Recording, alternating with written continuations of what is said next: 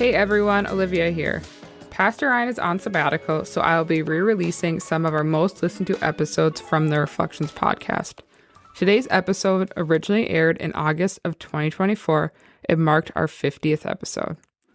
If you ever spent an entire week looking forward to the weekend, only to spend the weekend thinking about Monday, this episode might be for you. Enjoy. What is up, everybody? My name is Ryan, and welcome to our Reflections podcast. I'm in the studio with Mike Lauer. Dude, Mike, Mike just told me it's episode number 50. What is up? Look at us, man. Hey, congratulations. We are 50 years old. No, that's actually not how it works. We are 50 episodes old. And, man, this one I'm actually kind of excited about. I was thinking about it all the while I was in Tanzania. I heard this Jerry Seinfeld bit. I think Jerry Seinfeld is so funny. I mean, he's hilarious. I didn't love the show Seinfeld. I don't know. It's just sort of too weird for me. I know.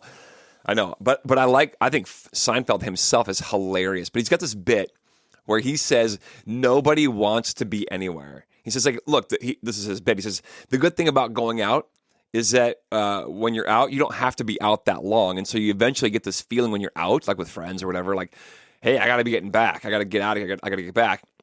And like you did all this work to get out. And then after you're out for a little while, you're like, I just want to go home. I want to get back. Probably especially the older you get, But like no matter where you are in life, he says, at some point, you want to get out of there. Like if you're at work, you want to get home. But when you're at home, you're like, I've been working all week. I got to get out and go out and celebrate. And then you're out. You're like, well, it's getting late. I got to get back home now. And then Seinfeld says, I got to get up. I got to get to the airport. I got to fly somewhere. So I got to get on the plane. So you stand in line to get on that, on that darn jetway just so you can get on the plane. And then the plane takes off. And then you're like thinking to yourself the whole time the plane's in the air, like, when do we land? I want to land. I got to get on the ground. I want to get off the plane. Plane lands. I got to get off the plane now. We sort of the doors open and you're like waiting for the doors to open and you rush to get off the plane and people inappropriately line up in the aisle. They start jumping ahead in the line. Like what is everyone's problem?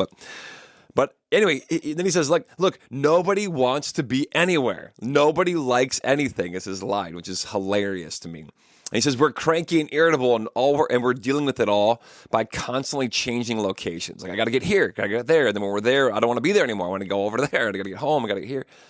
And certainly flying from here over to Tanzania. I was in Tanzania for a couple weeks ago. And it's like, you just want to get there.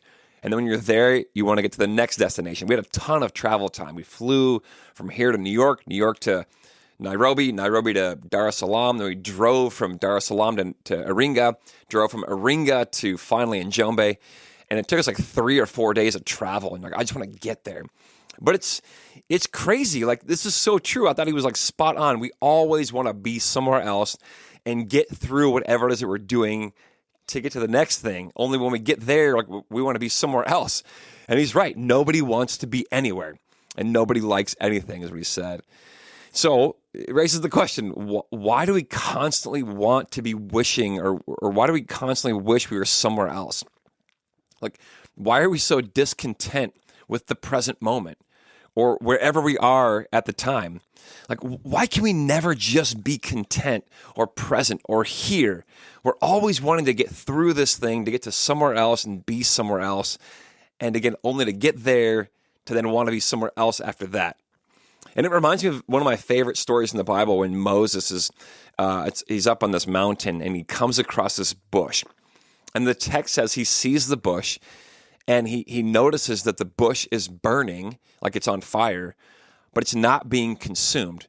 And the question that a lot of the ancient rabbis asked was like, well, how long was he standing there to see that this bush is on fire but not being consumed? Like if you were to watch a fire, like out in your backyard, you had like a bunch of wood and it's on fire, how long would it take you to realize, oh, that wood's not actually being consumed? It would take a while. I don't know, 7, 8, 9, 10 minutes, maybe 15 minutes.